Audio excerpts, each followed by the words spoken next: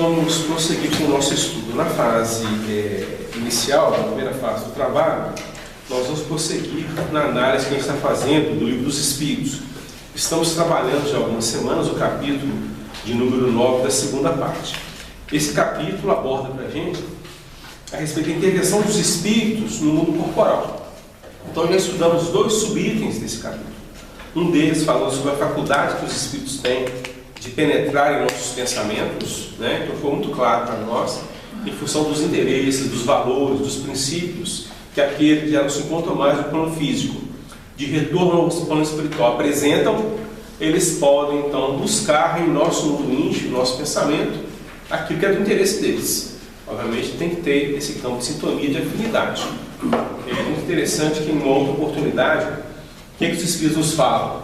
Todas as vezes que nos propomos a fazer alguma coisa, Espíritos se aproximam de nós com o objetivo de nos auxiliar. Tanto naquilo que representa as dificuldades nossas no campo moral, né, as limitações nossas, a criatura se entregando aí a comportamentos estranhos, Espíritos vão se aproximar para tentar ajudar a realizar aquilo, que é interesse do encarnado e do desencarnado. Como também as boas ações. Se nos propomos a realizar algo positivo, Espíritos se aproximam de nós para nos favorecer de alguma forma na realização daquela atividade. Às vezes, quando pensamos em sair da nossa casa, do nosso trabalho, para irmos à casa espírita, participarmos de um estudo, por exemplo, Espíritos nos acompanham. Porque eles participam também aqui conosco daquilo que ocorre no ambiente, não apenas no plano físico, mas também naquilo que é estabelecido pelos benfeitores, que promovem recursos para os espíritos que estão aqui, né? Então eles nos acompanham de bom grado em função desse esforço, dessa busca que estamos procurando realizar. Espíritos que às vezes têm afinidade conosco, de outras vidas, de outras existências. Estamos trazendo isso no exemplo. Da mesma forma, se nós nos propomos no final de semana, num dia da semana, fazermos uma visita a alguém que está hospitalizado, né? Às vezes um parente, um vizinho, um conhecido nosso, um amigo que está hospitalizado. Vamos lá visitar o companheiro no hospital, ou na casa dele, se já recebeu alta. Espíritos podem se aproximar de nós e nos acompanhar nesse propósito, porque eles vão, até mesmo dependendo da situação, nos envolver no diálogo que nós estivemos levando aquele companheiro, que eles podem estar um pouco baqueado, chateado, sem estímulo para poder prosseguir na sua vida. Então nossa palavra ali de conforto, de bom ânimo, estará revestida pelo envolvimento do benfeitor.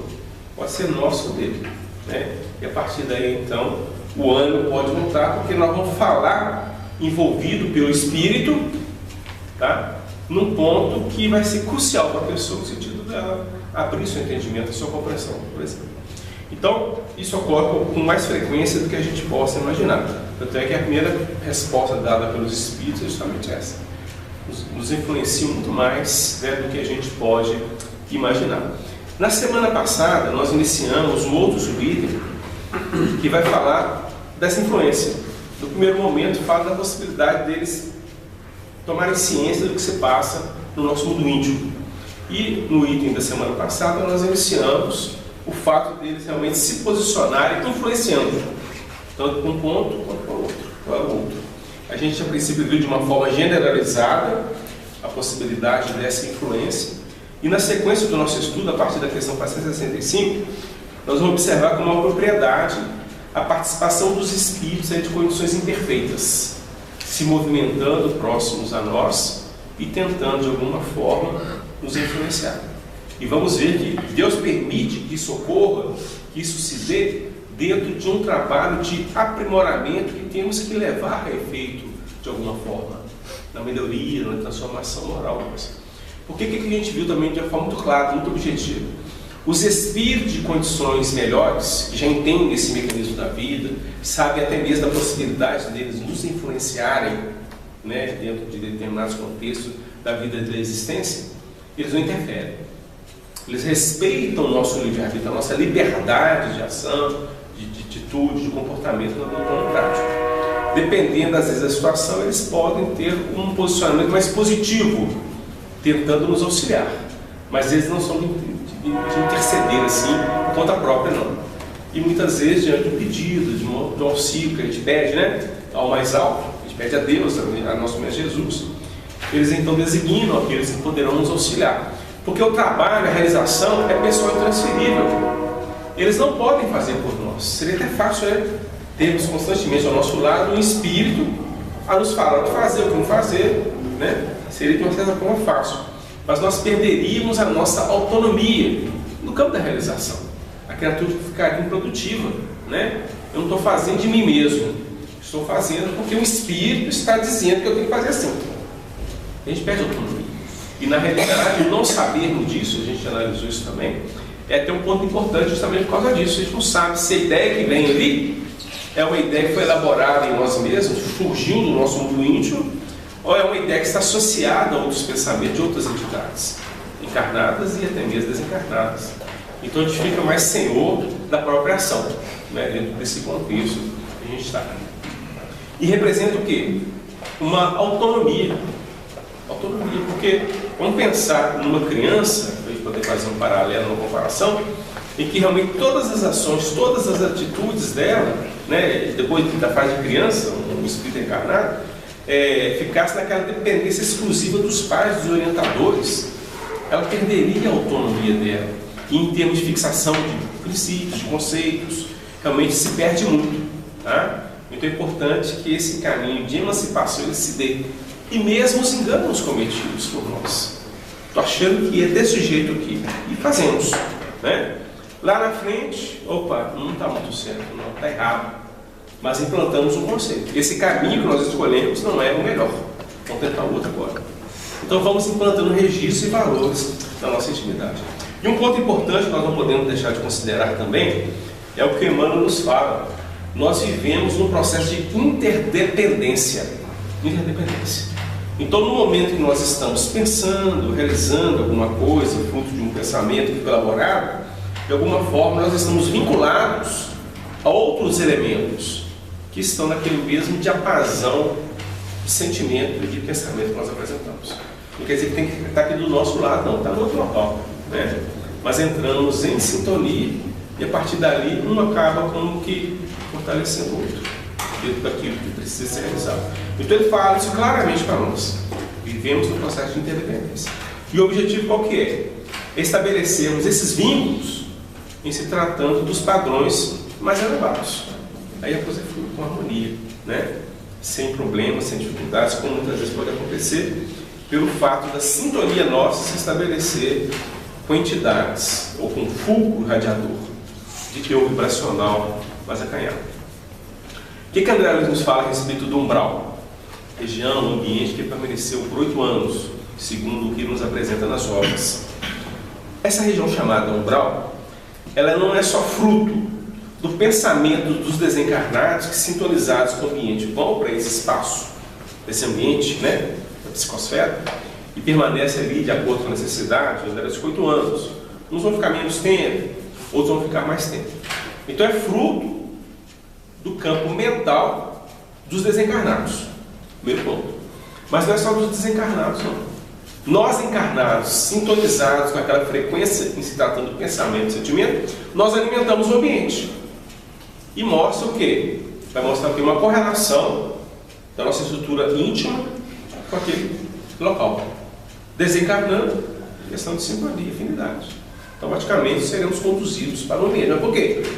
Quando encarnados em função da alimentação do pensamento, do sentimento, nós como que mantivemos a estrutura vibratória daquele ambiente. Então, automaticamente, vamos estar sendo como que atraídos para aquele local. Mas é fruto de uma construção nossa. Então, esses pontos apresentados pelos Espíritos são importantes no sentido de delinear para nós um trabalho a ser feito. Esse tratando das mudanças morais, sobretudo. Porque vamos ver claramente, né? Não é algo imposto também. É o esclarecimento nos ajudando a entender, o entendimento nos auxiliando às ações positivas daquilo que representa o melhor para a nossa própria vida, dentro da busca da própria felicidade, né? Que a gente tem buscado de alguma forma. Então vamos observando que depende da gente, depende da criatura, depende de nós, desse esforço positivo. Porque o entendimento vai clareando, vai se abrindo, e a gente vai vendo a beleza da vida nos seus contextos pormenorizados às vezes, e a possibilidade de construção pessoal intransferível, né? Ninguém pode fazer pelo outro, podemos ajudar, podemos dar ali incentivo, somos auxiliados, somos incentivados, mas o trabalho é nosso, pertence a gente. Então vamos na sequência do nosso estudo, a partir da questão 465, e nós vamos pedir o Francisco, por gentileza, Francisco, ler para nós, vamos finalizar o sul item até 465, questão 465 do Livro dos Espíritos. Com que fim os espíritos imperfeitos nos induzem ao mal? Para que sofrais como eles sofrem. Letra A. Isso lhes diminui os sofrimentos? Não, mas fazem-no por inveja, por não poderem suportar que haja seres felizes. Letra B. De que natureza é o sofrimento que procuram infligir aos outros? Os que resultam de ser de ordem inferior à criatura e de estar afastada de Deus. Questão 466. Por que permite Deus que espíritos nos excitem ao mal? Os espíritos imperfeitos são instrumentos próprios a pôr em prova a fé e a constância dos homens na prática do bem. Como espírito que és, tens que progredir na ciência do infinito. Daí o passares pelas provas do mal, para chegares ao bem. A nossa missão consiste em te colocarmos no bom caminho. Desde que sobre ti atuam influências más, é que as atrais, desejando o mal. Porquanto os espíritos inferiores correm a te auxiliar no mal, logo que desejes praticá-lo. Só quando queiras o mal, podem eles ajudar-te para a prática do mal.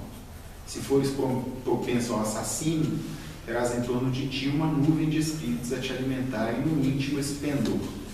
Mas outros também te cercarão, esforçando-se por te influenciarem para o bem, o que restabelece o equilíbrio da balança e te deixa senhor dos teus atos.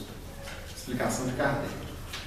É assim que Deus confia à nossa consciência a escolha do caminho que devamos seguir e a liberdade de ceder a uma ou outra das influências contrárias que se exercem sobre nós. Questão 467. Pode o homem eximir-se da influência dos espíritos que procuram arrastá-lo ao mal? Pode, visto que tais espíritos só se apegam aos que pelos seus desejos os chamam ou aos que pelos seus pensamentos os atraem. Questão 468. Renunciam às suas tentativas os espíritos cuja influência a vontade do homem repele? Que querias que fizessem? Quando nada conseguem, abandonam o campo. Entretanto, ficam à espreita de um momento propício, como o gato que tocaia o rato. Questão 469. Por que meio podemos neutralizar a influência dos maus espíritos? Praticando o bem e pondo em Deus toda a vossa confiança, repelireis a influência dos espíritos inferiores e aniquilareis o império que desejam ter sobre vós. Guardai-vos de atender às sugestões dos espíritos que vos suscitam maus pensamentos, que sopram a discórdia entre vós outros e que vos insuflam as paixões más. Desconfiai especialmente dos que vos exaltam o orgulho, pois que esses vos assaltam pelo lado fraco. Essa é a razão por que Jesus, na oração dominical, nos ensinou a dizer: Senhor, não nos deixeis cair em tentação, mas livra-nos do mal. Questão 470. Os espíritos que ao mal procuram induzir-nos e que põem assim em prova a nossa firmeza no bem, procedem desse modo cumprindo missão? E se assim é, cabe-lhes alguma responsabilidade? A nenhum espírito é dada a missão de praticar o mal. Aquele que o faz fala por conta própria, sujeitando-se, portanto, às consequências. Pode Deus permitir-lhe que assim proceda para vos experimentar. Nunca, porém, lhes determina tal procedimento. Compete-vos, pois, repeli-lo. Questão 471. Quando experimentamos uma sensação de angústia, de ansiedade indefinível, ou de íntima satisfação, sem que conheçamos a causa, devemos atribuí-la unicamente a uma disposição física? é quase sempre efeito das comunicações em que inconscientemente entrais com os espíritos, ou daqui com eles tivestes durante o sono. Questão 472.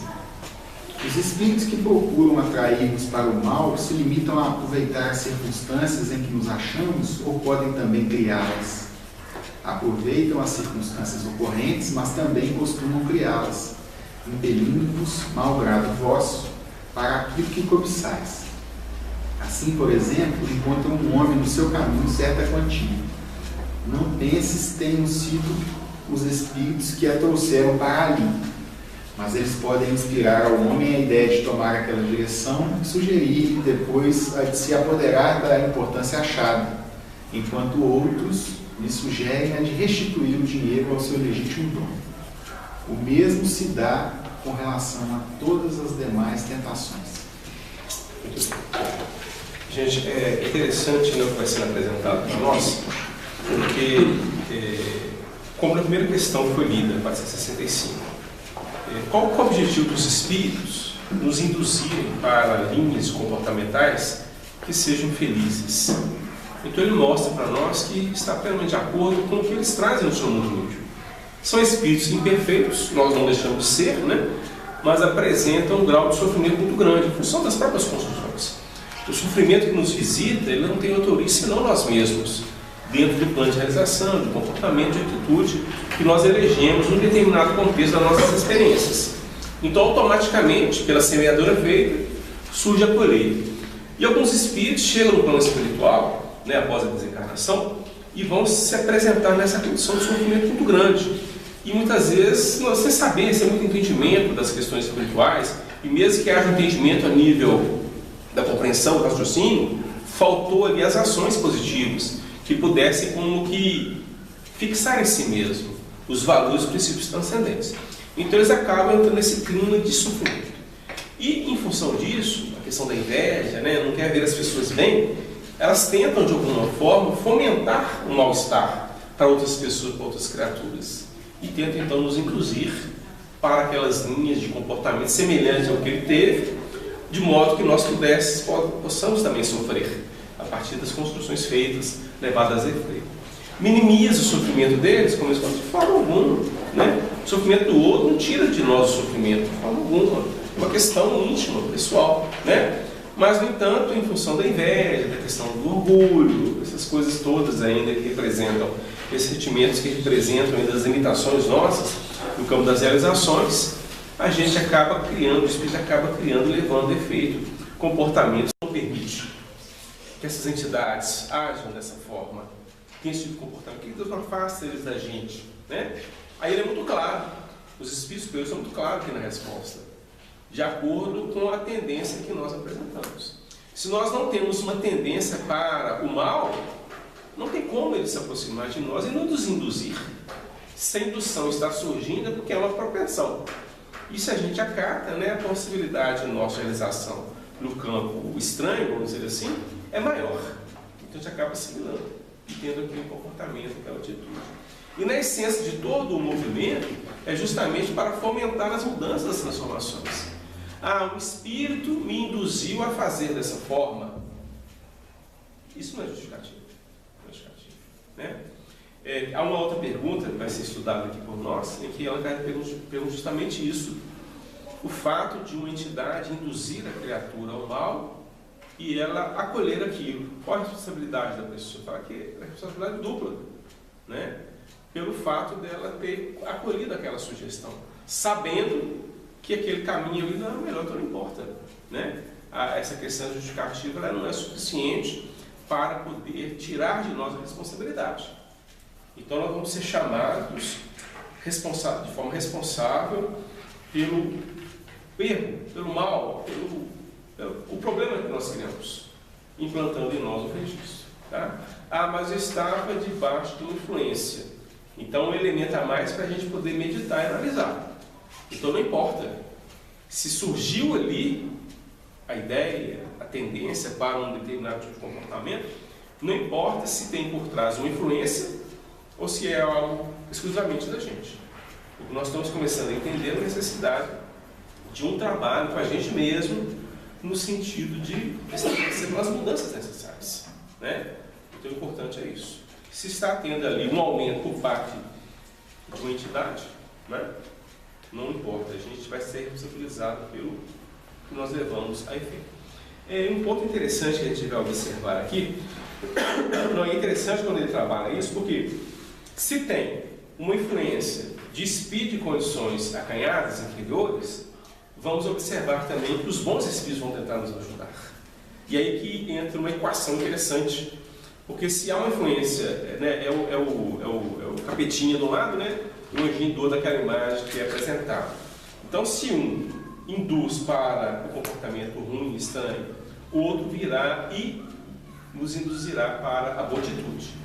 No momento que essas duas forças se conjugam, é como se houvesse uma neutralização, neutralizou as influências, né? E ficando a responsabilidade por conta da gente mesmo. O que falou mais forte no nosso mundo íntimo? Aquela tendência que diz respeito ao passado nosso, estranho, complicado, difícil? Ou aquela percepção nossa de um comportamento que não temos ele ainda pleno, estamos elaborando, mas já nos sensibiliza para um caminho de mudança e de transformação? É o que vai pesar um no outro, né?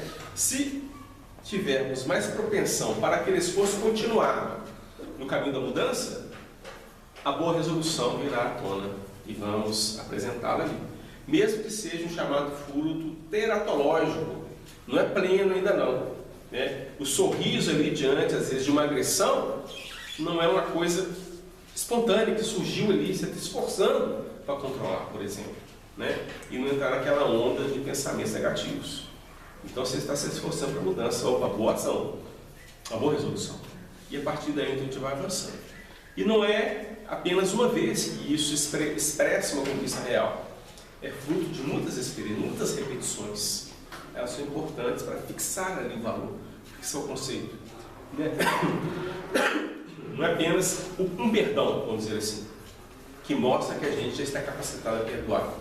São vários momentos em que o perdão vai se expressar, somando ao longo de muitas existências, de modo que aquela reação diante da agressão, não importa qual seja, de onde vem a situação, nós já nos condicionamos, não entrar naquela onda de raiva, rancor, de ódio, mas aquela compreensão mais ampla que expressa-se no perdão.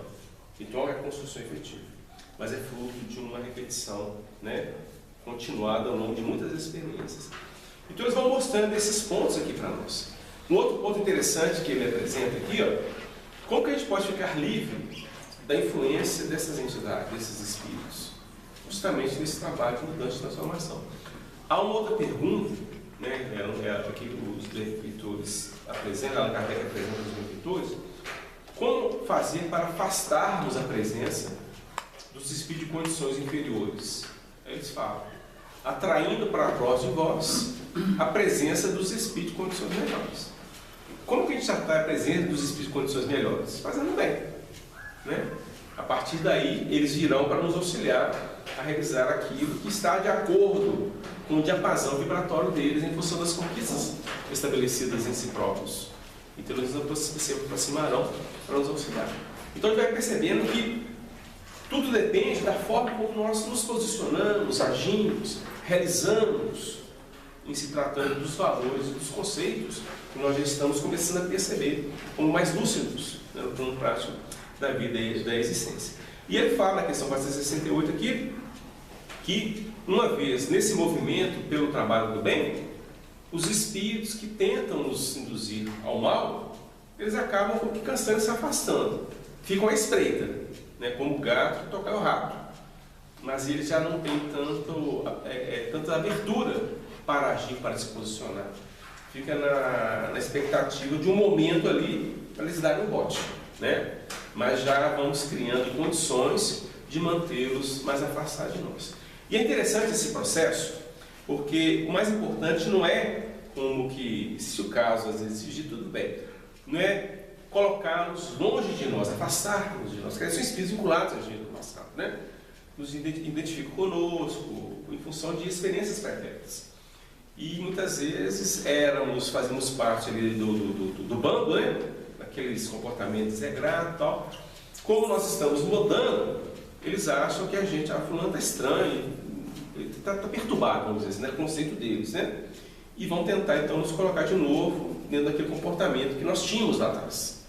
Então, no conceito deles, nós estamos como perturbados e querem nos colocar de novo naquela sequência de comportamento que nós tínhamos. Então, eles vão tentar de alguma forma manter isso. Mas o esforço persistente da nossa parte para a mudança, para a transformação, vai auxiliar-nos também a sair daquele clima que para nós no passado era ali o movimento, o motivo da nossa vida, da nossa existência, e entender que há uma dinâmica diferente da vida da existência. Então é um processo que ocorre também com esse movimento de auxiliar, sensibilizar o coração daquela criatura para que ela então se insira num novo contexto de vida, num novo contexto de existência. Então isso acontece muitas vezes, né? Em função do esforço nosso da criatura. Então, se não tiver condições, eles acabam se afastando. Já não tem mais jeito, deixa eu procurar minha turma, né? Mas se conseguirmos que essas criaturas entendam essa dinâmica, será um ganho muito bom, né, para essa criatura, porque ela sai desse movimento em que ela ficava ali como que apenas sorvendo aqueles conceitos, aqueles valores, aquelas vibrações de teor menos avançado. Então, o objetivo isso aqui é o trabalho educacional, né?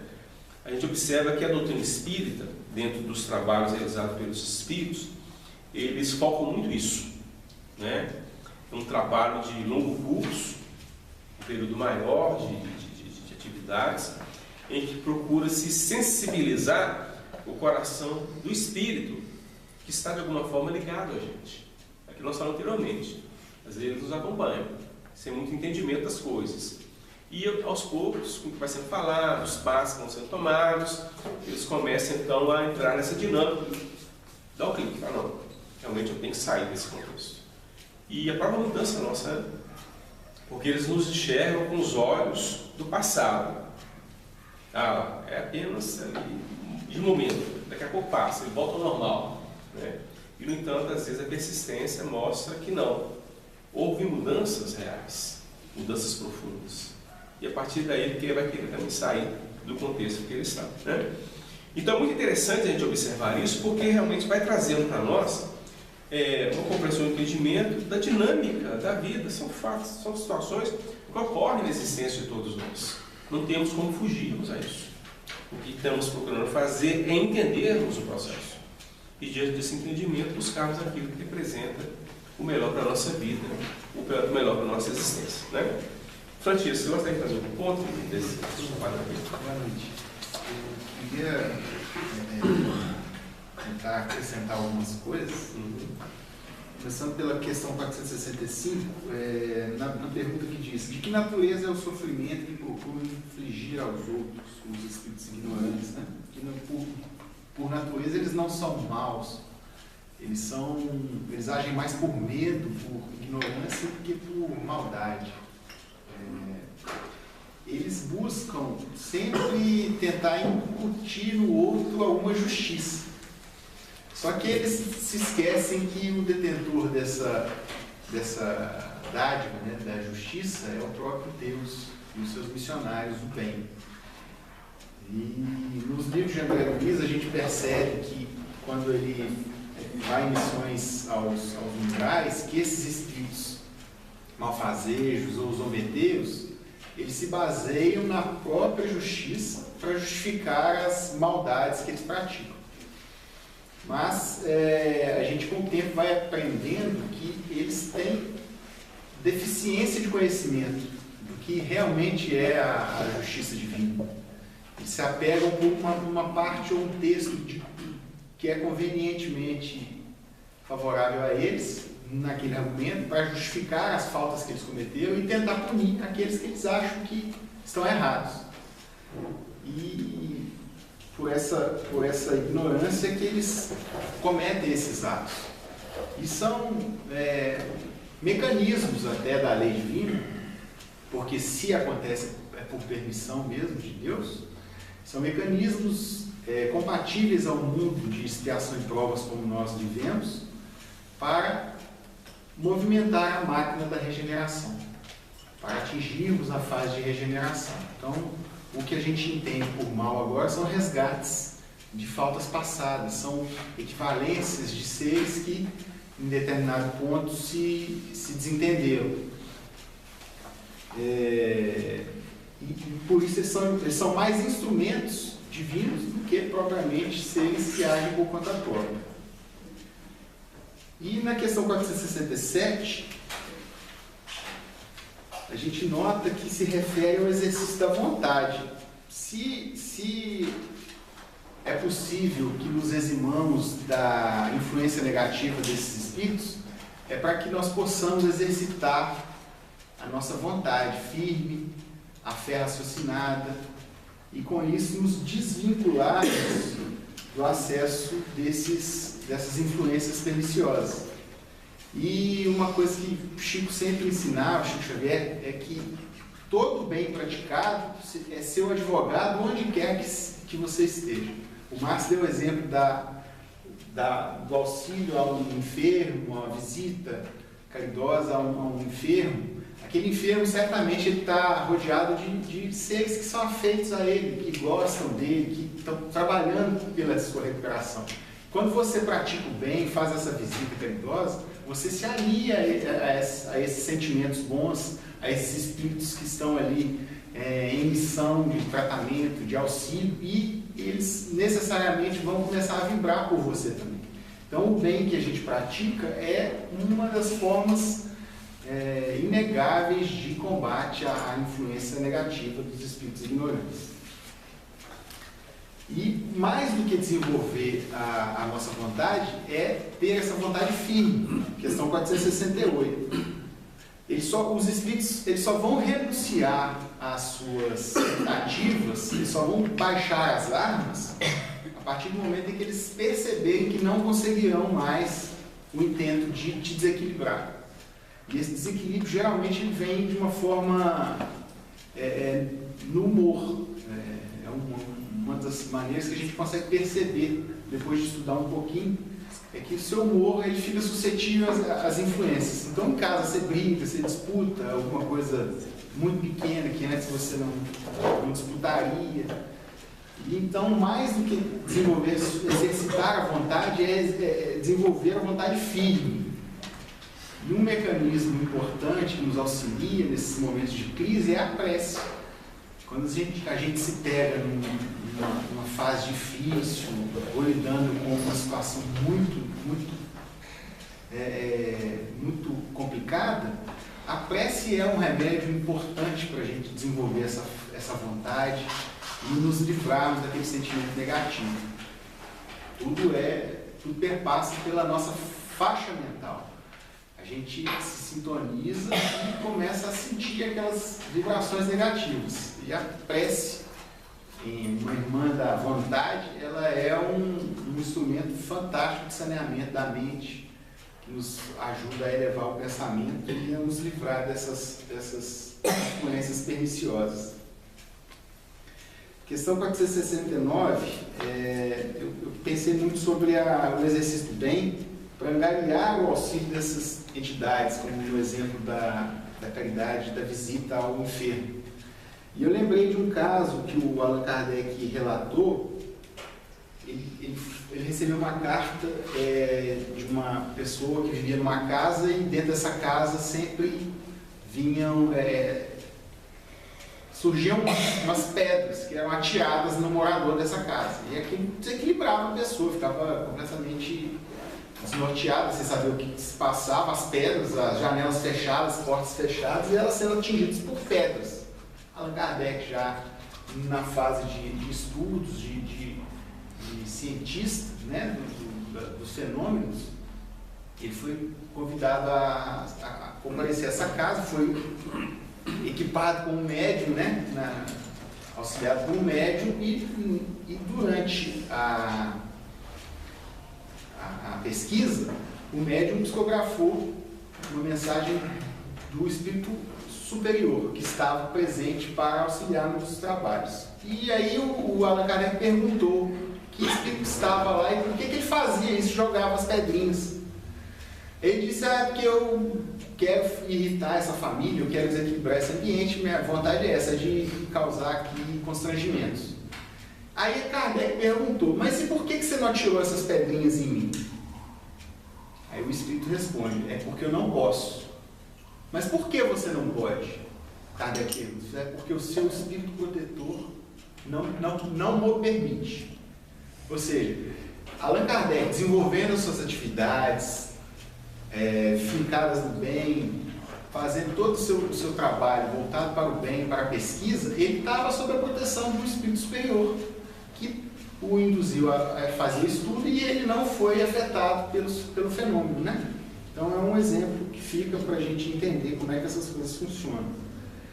E a questão 472 eu lembrei daquele ensinamento, acho que está no Evangelho de Lucas, olhai, orai e vigiai, porque a questão diz assim, os espíritos que procuram atrair-nos para o mal se limitam a aproveitar as circunstâncias em que nos achamos ou podem também criá-las? Bom, muito além de só nos perturbar, eles colocam sim as armadilhas, às vezes eles fazem sim um trabalho para nos desequilibrar por influências externas. E além da vontade, da fé firme, a gente tem que saber discernir. Nós temos que estarmos sempre vigilantes e dessa maneira desenvolver a capacidade de perceber as mudanças que ocorrem ao nosso redor. A gente primeiro olha e antes de entrar naquele problema determinado, a gente observa, e quando a gente vai ser acionado para auxiliar no desenvolvimento de uma solução, a gente busca a ajuda do mais alto para poder, sob a influência dos bons espíritos, atuar e desenvolver com discernimento, sabendo onde atuar. Muitas vezes o que parece mal é uma solução, e nem sempre o que parece bom é o que a gente espera. O resultado a gente ainda não consegue vislumbrar de pronto. Então esse é o exercício, olhar e perceber, pedir auxílio mais alto e, perpassando pelo problema, vigiar sempre, para a gente ter condições de discernir. Gente, é isso aí. Nós vamos encerrar o estudo das questões dos livros espíritos. Na semana que a gente prossegue, né? Nós vamos entrar no outro subitem que vai falar sobre os processos, muito interessante também. A gente passa a palavra para o Wagner, que dará sequência ao estudo da noite. Nós vamos retomar o estudo agora. Nós estamos ainda no primeiro capítulo e na semana passada a gente procurou trabalhar o que o Paulo tentou dizer sobre as características dos presbíteros, que na verdade são uma representação da estrutura moral do Evangelho. E como a gente tem trabalhado para interiorizar a mensagem, a gente sai do aspecto exterior, de organização, das primeiras igrejas, etc., objetivo, e fomos identificar isso por dentro de nós, na governança do nosso mundo íntimo. E aí nós associamos o presbítero com a vontade, que é o capítulo 2 do livro Pensamento e Vida de Emmanuel. Esse livrinho aqui, ó, que a gente tenta estudar das segundas-feiras. Porque ele define que a vontade é um gabinete que governa outras forças da alma, né? Como desejo, memória, imaginação. A gente não pode viver sempre dentro de um contexto mais instintivo. Nós entramos agora num período de atividade refletida. Então a mente, ela está sendo exigida, especialmente no nosso tempo, com tecnologia, com questionamento das estruturas construídas historicamente, culturalmente, desde muitas épocas, de muitas eras. Nós estamos revisando tudo isso. Então a atividade refletida dá autonomia à mente. E isso faz com que a pessoa passe da sua posição passiva para uma posição de evolução consciente. Nós hoje nos organizamos, escolhemos o estilo de vida, a gente vê que a sociedade, de modo geral, ela vai sendo sacudida pelas necessidades, pelas dores, pela resultante das escolhas históricas, e nós todos estamos tentando nos ajustar, mas buscando caminhos melhores. E a gente já consegue discutir ética em todas as áreas do conhecimento, de realização. E isso é um sinal muito positivo de desenvolvimento do senso moral. Não haveria possibilidade de discussão ética, ainda que filosófica, se não prática, se nós não tivéssemos desenvolvido o senso moral. E o senso moral diz respeito à formalização da vontade. Porque antes de existir essa estrutura da vontade como um gabinete que governa outras forças da alma e dão um sentido mais inteligente, mais positivo a isso, nós éramos subjugados pelo instinto. E o carro-chefe da nossa vida era o desejo. O desejo compra pelo engano. A vontade é lúcida. E por isso mesmo ela discerne. Então a vontade, ela define a era da responsabilidade, que é um grande ganho no processo evolutivo dos seres. E nós estamos convocados a ter responsabilidades, as mais em graus diversos. Depende da posição da criatura, das conquistas pessoais. Muitas vezes a gente fala assim, o indivíduo tem formação, fez especialização, mas muitas vezes esse indivíduo, ele pode apresentar uma deficiência em termos de percepção, de vontade. E às vezes um outro que não tem tantos títulos, né, mas que é uma pessoa que foi bastante sovada na vida, ele vai apresentar assim, um discernimento brilhante e vai alcançar naturalmente uma liderança nos processos que interessam às pessoas. Então a gente vê isso em menor ou maior escala. Então o texto, ele na verdade é o Paulo aqui está dissecando a proposta da iluminação. Tem muita gente que acha que o aspecto religioso da vida não qualifica a pessoa para o mercado. Um grande erro. Um grande erro. Os melhores homens do mundo foram movidos por uma fé essencial, não religiosa em termos humanos. A gente já explicou aqui uma definição de Emmanuel que o sacerdote é um profissional. O apóstolo é por deliberação pessoal. Então existem apóstolos em todas as áreas do conhecimento, todas as áreas de realização.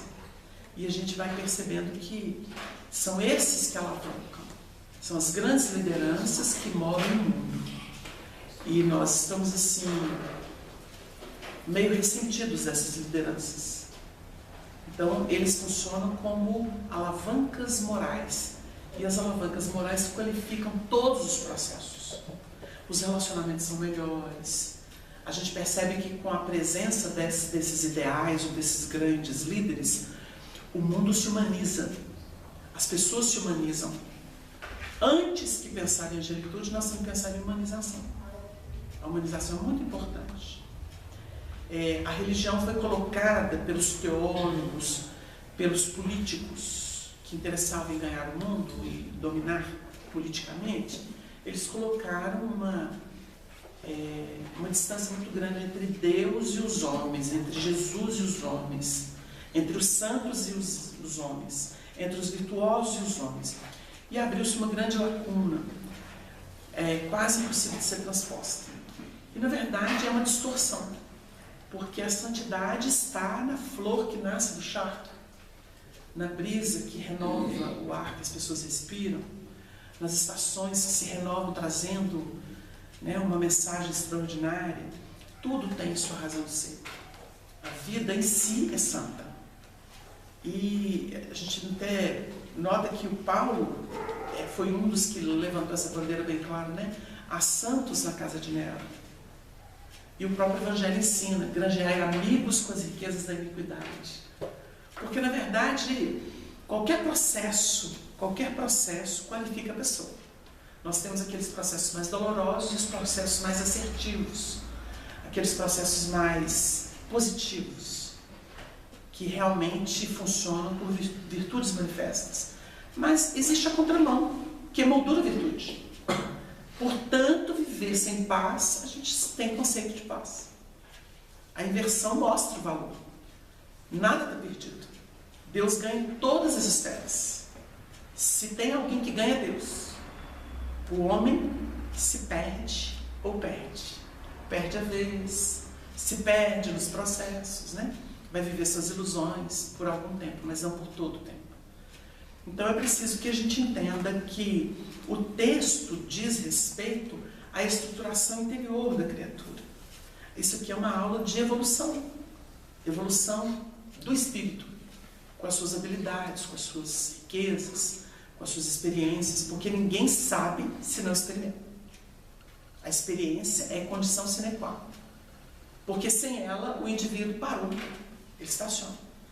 Então, a experiência é que define a sabedoria. Ninguém sabe sem experimentar, sem se lançar ao território. Então, as defensivas elas vão funcionar por acanhamento, porque o indivíduo realmente não sabe. Não ouça porque não sabe, não tem impulso ainda para isso. Ou porque ele está contido exatamente por já ter experimentado dores em razão de excessos. Então ele se contém. Então a defensiva, ela vem dentro de muita sabedoria. E a defensiva inclui o medo. Então existe o medo natural. O medo natural porque você não sabe o território como é que é. E isso é salvaguarda de vida.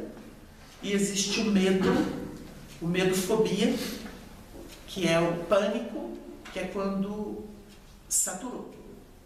E aí dói só de pensar. E é um risco muito grande para a pessoa. Então existe o vício e existe o que não conhece nada, o ingênuo. Então a gente vai conectando os assuntos e entendendo. Agora é preciso ousar no bem. O bem não tem problema. Qualquer ousadia no bem é ganho. Ninguém perde por usar no bem. Mas qual o bem? O meu? Aí é que vem o discernimento. Não pode ser o meu interesse. Se tiver meu interesse, eu estou trabalhando a personalidade. Aí é interesse pessoal. É o vilão da humanidade. Porque é filho dileto do egoísmo. O interesse pessoal é filho dileto do egoísmo. Então a gente tem que tomar cuidado com ele. Agora, não tenho nenhum negócio nisso e eu estou fazendo? Não tem erro. Isso é caminho de libertação. No versículo de número 9, que nos interessa, nós não vamos repetir os anteriores, nós temos aqui, retendo firme, uma orientação de Paulo a Tito, que é um pupilo, né? Está preparando o rapaz.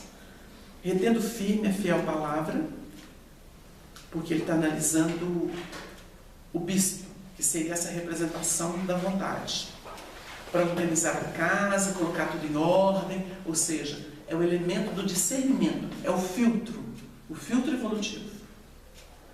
Então ele continua dizendo assim, retendo firme a fiel palavra, que é conforme a doutrina, para que seja poderoso, tanto para admoestar com a sã doutrina, como para convencer os contradizentes.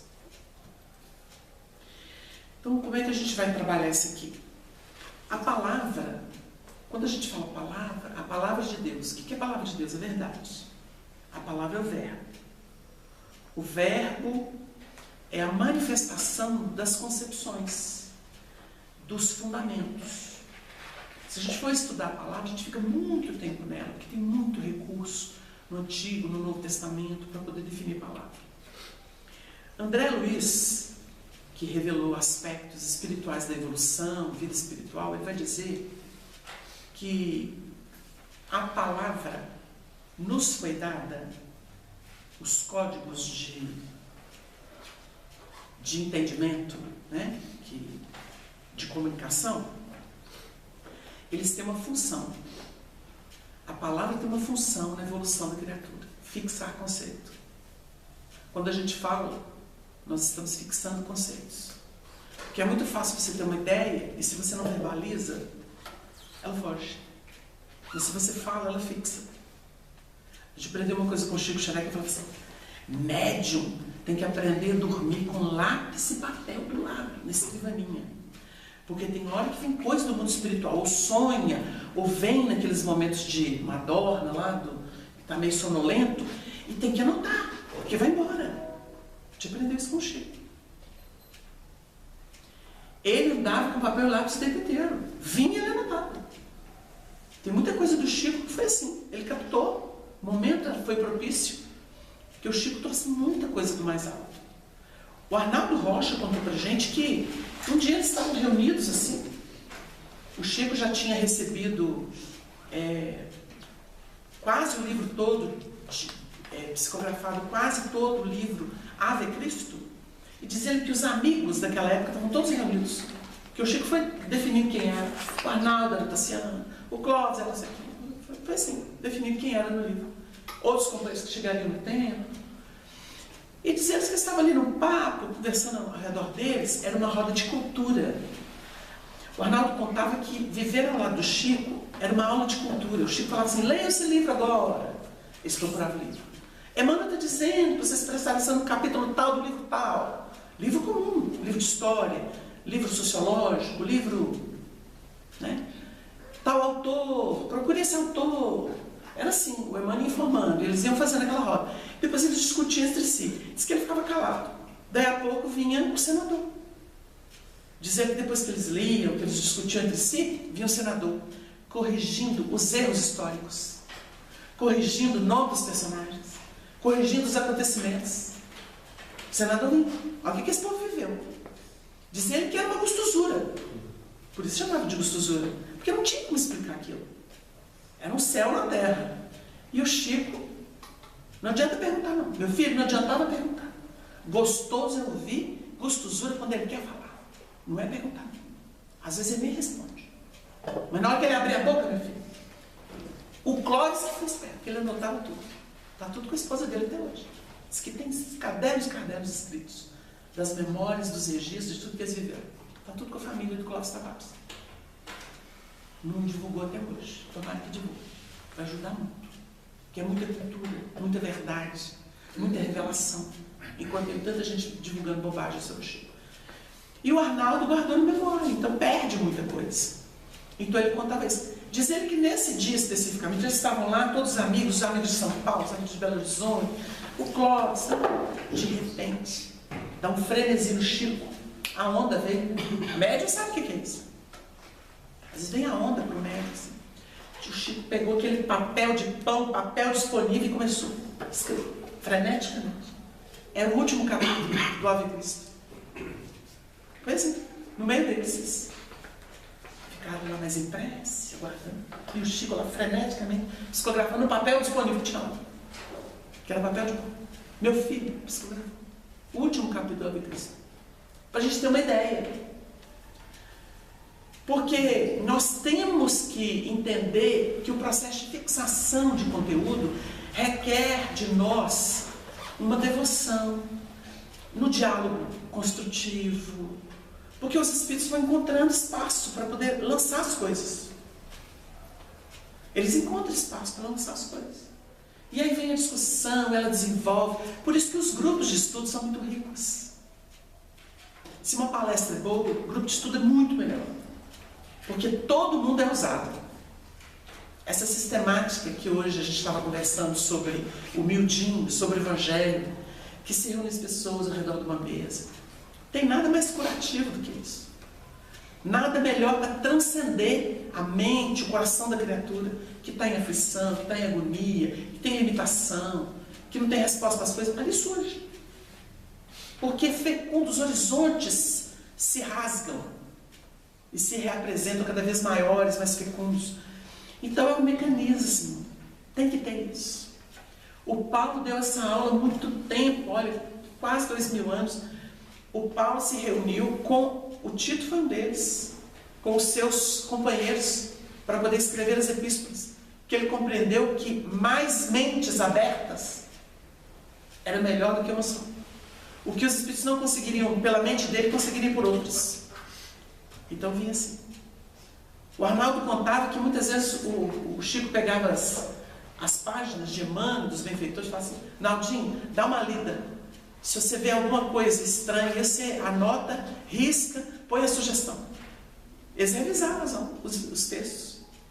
Eles revisavam. Confiavam nos companheiros. Vocês olham e me falam o que precisa mudar, que palavra que não está boa, encaixada, assim, sujeira. O Arnaldo fez isso. Outros companheiros do Chico mais íntimos fizeram. E era assim. Porque é uma obra que precisa chegar compreensível aos que vão ler, aos que vão ter contato com ele.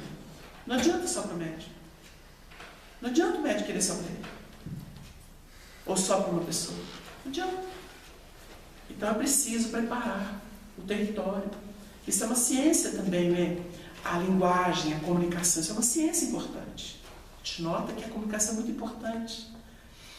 O Chico dizia, dentro desse aspecto de fixar conceitos, que os espíritos, quando ele atendia as pessoas lá no abacateiro, ou antes no grupo da prece, ainda encarnado, via aquele mundo de gente, aquelas filas quilométricas, e ele atendia. Ele tinha os dias de atendimento, e atendendo o povo. Dizendo que quando ele falava, inúmeras vezes ele percebeu isso, os espíritos utilizavam as ondas sonoras da voz dele para fazer a pessoa ouvir o que eles, os espíritos, queriam. A verdadeira orientação não era dada pelo Chico. Ele criava uma base vibracional através das ondas vibratórias, das ondas sonoras. E os espíritos alteravam essas ondas sonoras, faziam a pessoa ouvir o que ela precisava. E o povo falava assim: Chico, o que me deu luz na vida? Aí o Chico falava: os espíritos usavam só menos ondas sonoras. Eles faziam a obra. E ele contou isso em público. Ele explicou isso em público. Mecanismo. Porque precisa de algum elemento para fixar o conceito. E é importante que se tenha isso. Então a palavra, ela vai ter esse dom, esse condão, que é conforme a doutrina, retendo firme a palavra. Porque ele está falando de um elemento centrado. Quando a vontade governa a casa, quando há verbalização da ideia, do conceito, ele é discernido. Então ele está falando do discernimento aqui, do que foi discernido, do que tem filtro de evolução. Retendo firme a fiel palavra. O que é fiel? Fiel à verdade. Que é conforme a doutrina, para que seja poderoso. Que doutrina? Quando Jesus vem ao mundo e vive, ele é uma doutrina. Ele codificou uma doutrina. Ele fala assim: mas o que anotaram de Jesus é até duvidoso. Olha aqui. O mestre veio e não escreveu, ele viveu. Quem registrou, registrou o que viu. Então você está tratando aqui de vida, não é de palpite. Reencarnação no mundo espiritual, que inventou aberrações, que o meu espírito sai do corpo, o outro entra e vai viver a vida para mim. Isso é aberração. Isso não é fiel. Isso não é conforme essa doutrina. Então Jesus vem, toma um corpo de carne, vive. Não teve um para falar que ele não teve corpo de carne? Isso já não era conversa fiada desde João Evangelista? Até hoje o povo patina nisso. O problema é de quem acredita nisso. Kardec foi lá, pesquisou com os espíritos. Ele teve uma natureza física e uma excepcionalmente divina moral. Pronto. Está lá no livro A Gênese. Agora tem um monte de espírito que patina nisso ainda. Vai, não tem problema não. É livre de pensamento. O Chico falou isso. A vida é um grande mercado. Eu estou aqui com minha barraquinha. Ele disse isso. Eu tenho aqui minha barraquinha. Agora, que produto qualificado tem na barraquinha dele, né? Porque tem um monte de barraca aí, duvidosíssima. Tem gente que vai lá, se embriaga, e nós vimos aqui, ó. Que embriaga do vinho. Está falando do vinho físico, não, do vinho da lisonja, o vinho da mentira. É esse. Porque tem gente que vai ficar presa aqui. Nossa, eu vou passar longe do boteco. Passar longe de uma bebida, daquele é o diabo. Vocês entenderam? No primeiro momento até é ótimo. Porque vai ver que o cara é alcoólatra, ele corre. Que bom que você está pensando assim. Vai ser útil para você. Mas ele está falando muito mais essencialmente. Porque não é a mão que rouba, não. É a mente. é que vai arrancar a mente dele? Ele corta a mão, continua com o mesmo vício. Sexólatra, corta o órgão, piorou. Piorou.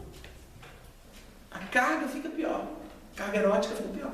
Daqui a pouco ninguém consegue conviver, porque o elemento só fala o que não deve. Não é? Então, assim, a vida pede que dê curso digno a tudo. E o elemento sabe santificar cada coisa. Não há santos na casa de Nero. Tem santo na minha casa. Um pecador tem santidade nele. O Chico disse certa feita que as mulheres consideradas de má vida, muitas vezes elas eram mais puras do que as pessoas que as condenavam.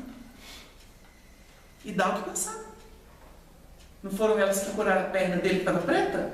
Não adiantou o passe de Clóvis Tavares, passe do magnetizador que foi Arnaldo Rocha. Um magnetismo impressionante. Ô meu filho, dei passe todo dia, adiantando. As mulheres lá chamaram ele lá na casa delas, as meretrizes da cidade, e ele me contou que o raminho comeu e a água ficou preta, e a perna dele ficou leve. Foram as meretrizes.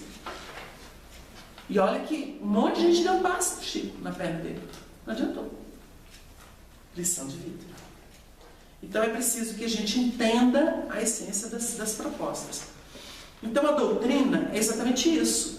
A vida de Jesus é a doutrina da verdade. Porque ele resolveu tudo. Não vim abrogar a lei, não vim derrogar, mas dar-lhe cumprimento. Ele vive. Quando ele vive, ele mostra o que é o caminho, o que é a verdade e o que é a vida. Não tem como. O Honório pegava isso aí e falava assim: pensamento, sentimento e ação. Pensamento, caminho, pensamento. Verdade, sentimento e vida. É o que a gente faz. O Paulo, quando fala sobre a fé, a esperança e a caridade, é muito bonito, porque a fé é recurso de visão. É o firme fundamento das coisas que se espera, a prova das coisas que não se vê, segundo Paulo. Ou seja, eu sei. Recurso de visão. Mas ela gera esperança, porque eu não estou ilhado. Eu estou vendo aqui um horizonte maior. A fé faz isso. Mas sem caridade não tem mérito. Por isso que é mais excelente a caridade, ou o amor, que no sentido caridoso. Porque existe amor assim: meu bem, eu te amo. Você é meu, tá? De mais ninguém. Ninguém pode olhar para você. Isso é amor? Egoísmo. Tem gente que matou por amor. Egoísmo. Era paixão. Paixão não é amor. É rudimento. Ainda está na esfera do desejo, não tem vontade. Então a pessoa, quando chega no amor universal, ele tem nome de caridade. Porque caridade é o amor universalizado. Não tem gueto, não tem política, não tem partido, não tem nada. Ele é. Não importa o nome, não importa a cor, não importa o tempo. Isso é amor. Então ele veio aqui, amor. Ensinou o que é amor de Deus. Então ele universalizou. Ele é a doutrina. Porque ele codificou, ele tornou-se carne. O verbo se fez carne, habitou entre nós. Então o verbo é a manifestação divina do Criador. É a verdade. Jesus pegou a verdade e viveu. Aí ela virou carne. Aí aconteceu? Esse é o Cristo. É a imagem de Deus. Aí a gente começa a entender o tanto que é profundo isso. Né? O João foi longe. Quando ele escreveu o evangelho dele, o primeiro capítulo, ele foi longe. Longe. O evangelho dele é todo espiritual por isso. Ele falava do âmago. Ele não falava de sistema. A gente vai ver os sinóticos. Tirando o Lucas era médico, conhecia náutica, viajava muito, então ele usou muito esse recurso para escrever o evangelho. Mas os dois primeiros eram judeus. A visão. Então, Mateus, Levi, era coletor de impostos, vivia naquele regime judaico, tinha muita cultura. E o Marcos, que era filho de Maria e Marcos, ele é sobrinho de Barnabé. Ele era da religião, então eles tinham a visão dos judeus. Aí vem o Lucas, que era grego, emancipado, que conhecia de tudo, culto, prestou um grande favor. Ainda bem que o Paulo colocou ele para frente, porque ele vai escrever os Atos, né? E escreve o Evangelho de Lucas. Depois vem João. João era todo espiritual. João saiu do gueto. João não tem explicação. Discípulo amado. Não tem explicação para ele. Ele transcendeu. Para ele o importante era o amor. Aí ele largou dogma, largou tudo. Tinha que ser para contar do meu Maria de Magdala. Tinha que ser. Tinha que ser. Quem ama. Então a gente nota aqui, conforme a doutrina, para que seja poderoso. O que ele quis dizer de poderoso? Que tem fundamento. O que é poder, gente? Aí chegamos assim, dos Espíritos assim, só tem poder quem ama. O Chico falou isso. Só tem poder quem ama. O resto é ilusão. Dinheiro passa, beleza passa, conhecimento relativo da Terra vira pó. Porque o que é a ciência do infinito diante das melhores ciências humanas? Né? Aí o Chico falava assim, tem poder quem ama. E tem mesmo. Ama. Então, a gente vai vendo isso aí. Para que seja poderoso. Tanto para admoestar com a sã doutrina. Aí é o discernimento. Aquelas pessoas que têm uma visão profunda psicológica das situações chegam e falam assim, mas não está acontecendo, não é isso? Como é que você sabe? Visão de conjunto. Saiu da parcialidade. Tem visão de conjunto. A vontade permite a visão de conjunto. Sem ela não tem jeito. E a gente está falando de vontade aqui não como uma forcinha que empurra para frente. A vontade é muito mais. Se a gente for estudar ali no Pensamento e Vida, ela é um filtro. A gente chama ela de senso moral. Vontade é senso moral. Sem senso moral você não caminha com proveito. Porque você se perde em muitos labirintos. Cada hora você quer experimentar uma coisa. E a pessoa de senso moral, ou a pessoa que tem vontade, que tem lucidez de pensamento, tem discernimento, ela fala assim, ih, já sapateei muito e chega. E vai. E aquilo ali não vale a pena. Vai eliminando. Então ela tem foco, né? Ela caminha por síntese. O que a Emmanuel fala sobre síntese? A síntese é o poder da evolução. Definição de Emmanuel. Caminha por síntese. Então às vezes a gente fala para as pessoas assim, seja seletivo. Fica aí nessa confusão toda para quê? Seja mais seletivo. Ah, você quer dizer que eu escolhi melhor? Exatamente. Seja mais exigente. Porque uma pessoa isso em tudo, né? O que é uma pessoa prolixa? Que se perde no que é acessório. Se perde no acessório. O que é uma pessoa com poder de síntese? Ela fala o essencial.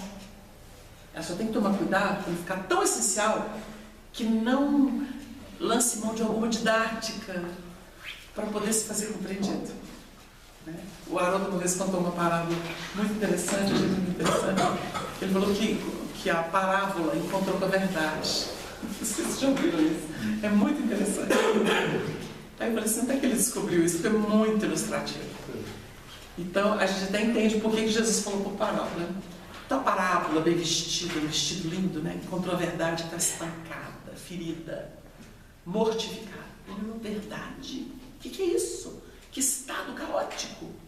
Aí a verdade olhou para a parábola e falou assim, pois é. Porque eu sou verdade, ninguém me aceita. Então eu apanho, sou acusada, sou vilipendiada. Aí a parábola olhou para ela e falou assim, tem uma ideia, ou verdade? Eu tenho vários modelitos lindos. Eu vou te dar um modelito. E aí ninguém vai te atacar mais. Você está precisando de uma roupinha. A parábola falando a verdade. Mas eu achei tão interessante. O Chico às vezes falava que muitas vezes a pessoa acha que você está mentindo numa orientação. Não é isso. Muitas vezes a gente tem que protelar a verdade, mas não significa que você está mentindo. Não é, né? Que hora que você fala por parábola. Que demora um tempo da pessoa decodificar. Porque ela só vai encontrar a essência depois que ela perder a forma. Quando ela gastar a forma, ela vai estar amadurecida. Aí ela vai desvestir a parábola e vai encontrar a verdade. Olha o processo que aconteceu historicamente com o cristianismo. Jesus falou por parábola. Porque eles não conseguiam entender. Não conseguiam. Mas prometeu o Consolador. E o Consolador chegou para desvestir a parábola. Ele chegou para isso. O Emmanuel, com todas as letras, faz a análise evolutiva das religiões. E vai falar do papel do protestantismo, da reforma, vai falar do catolicismo antes, vai falar... Mas ele diz assim: ao espiritismo cabe a interpretação dos evangelhos. Por quê? Porque sem instrumento científico, filosófico, você não faz isso. Não vai. Ah, mas o povo já estudava a seu modo. Almas maduras vão ao âmago. Mas a gente viu o que teologicamente a Terra virou. Um absurdo. A igreja tem que se recompor. A gente está vendo o trabalho aí do Papa desvestindo, e eles quase matando ele porque está desvestindo a parábola. Porque os homens se vestiram conforme as parábolas. Aí criaram sistemáticas. Então a gente nota que até chegar à era da verdade, o espiritismo não precisa de nenhuma roupa. Quem coloca roupa nele é indigno dele. Colocou roupa, enfeitou? Ah, o espiritismo agora é psicologia. Não vem botar roupa apertada num gigante desse. Não venha. Não entra na perna. Sua psicologia não entra na perna do espiritismo. Nem numa perna. Ah, mas a minha medicina não entra num dedinho. Não entra. Ciência da Terra? Muito pobre. E o povo de briga. Ah, porque André Luiz falou coisa errada. Nos livros dele, os termos, a ciência não reconhece aquilo que ele aborda. Ele vai abordar a ciência de homem. Ele cria alguma referência. Lança uma coisinha aqui, um termo ali, uma convenção de nomenclatura aqui. Ele está falando de uma ciência que ultrapassa da Terra. Se ele ficasse na Terra, a gente ia ter um tratado de medicina da Terra. Tem um monte de gente que não consegue enxergar. Tem crítica infundada à obra de André Luiz. Infundada.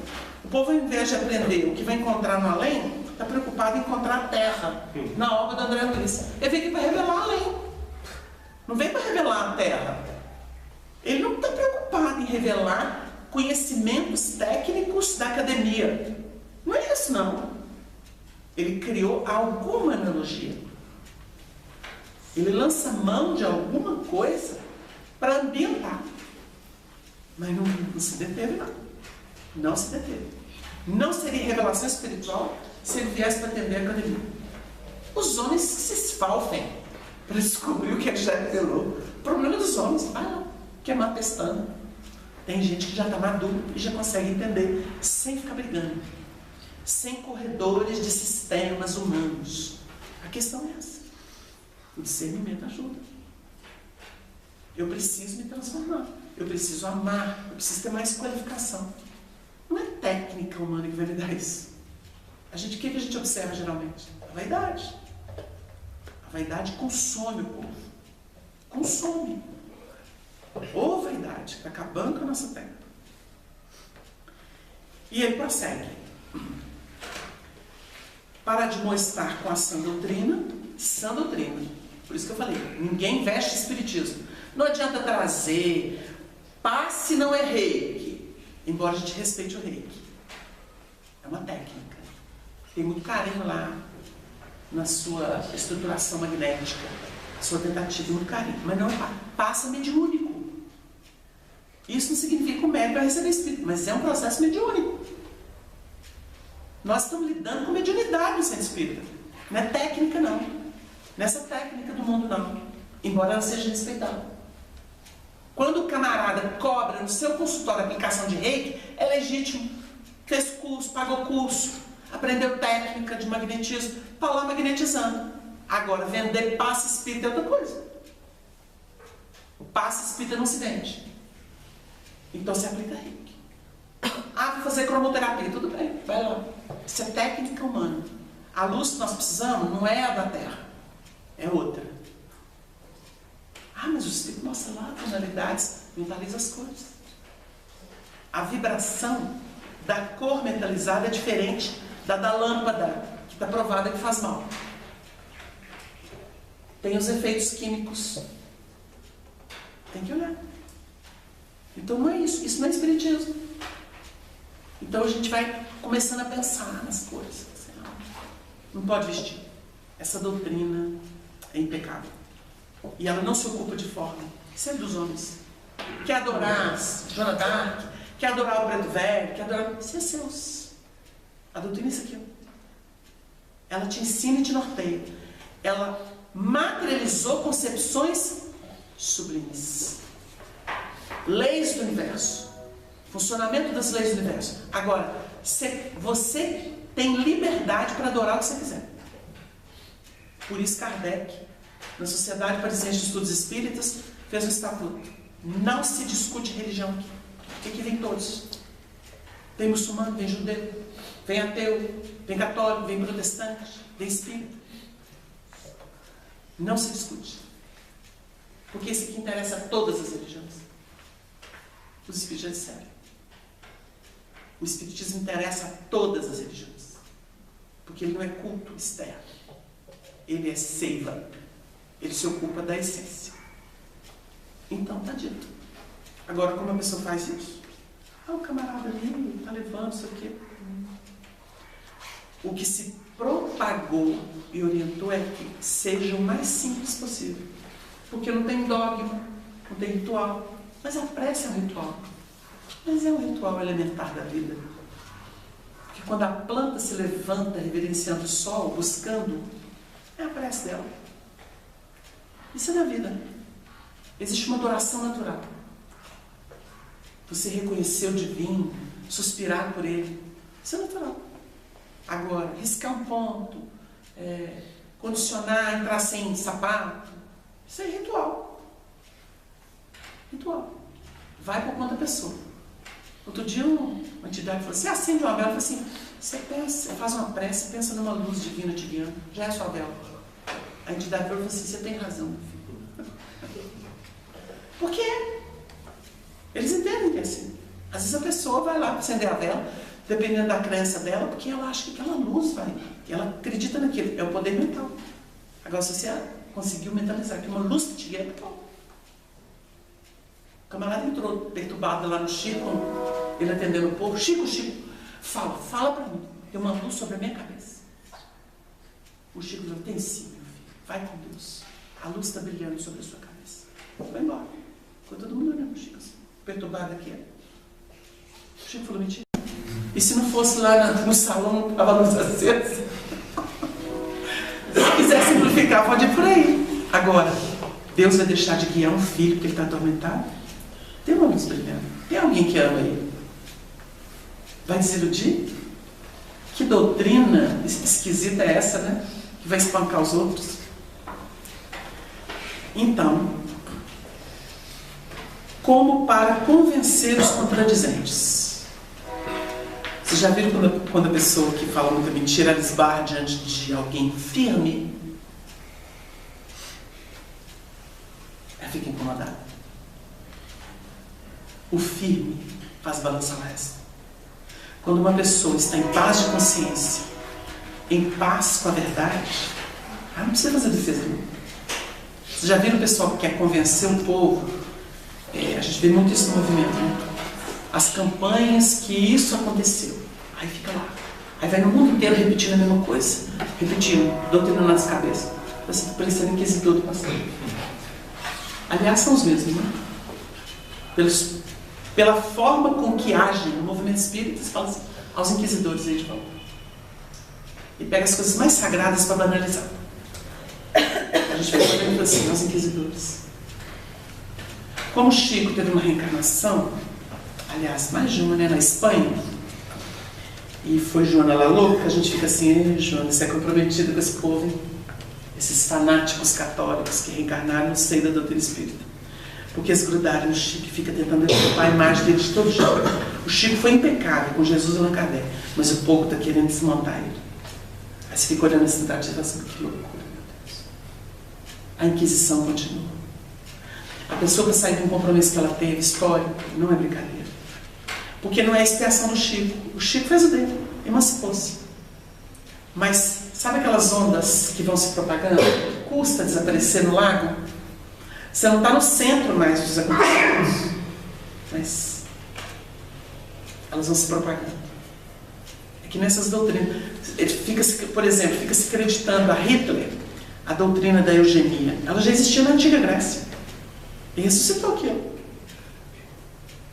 Então, assim, está tudo no mundo, gente. Sabe o que a gente faz? A gente recria, refunde.